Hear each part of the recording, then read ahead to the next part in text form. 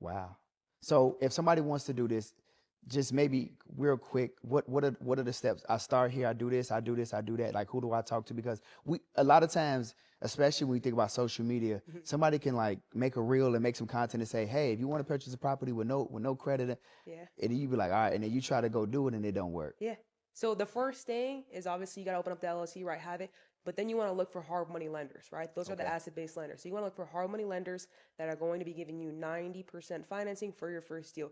They've become way more prominent now in the last 2 years, Okay. so it's easier to find. You can do a a search. You can look on Bigger Pockets, which is a real estate forum, and find them there who are the lenders, right? Because these lenders are not promoting themselves in the way as Bank of America, right? Where you'll drive down the street, you'll see a branch. You're not going to find them there, right? They're online. But once you find that lender, you're like, okay, I understand their parameters. Hmm. They will give me 90% of the money if I buy a property 70% below what it will be worth after it's renovated, right? So to make it easier, right? Your next step after that would be to go ahead and find a property that fits that, right? So let's say you're driving around town, right? You see a house and you know that that house would sell for 100 grand, Hmm. right? You're like, I know this area, this house is cheap, right? You would probably want to buy it for, let's say, $50,000, right? Okay.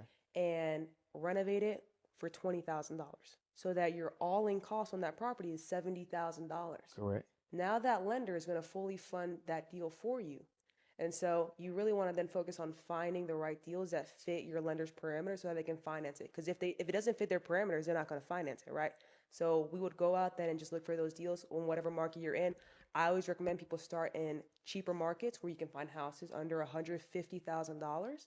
A lot of people say that's not realistic, but there's over a quarter million of houses on the market right now under 150 grand. This is mind blowing.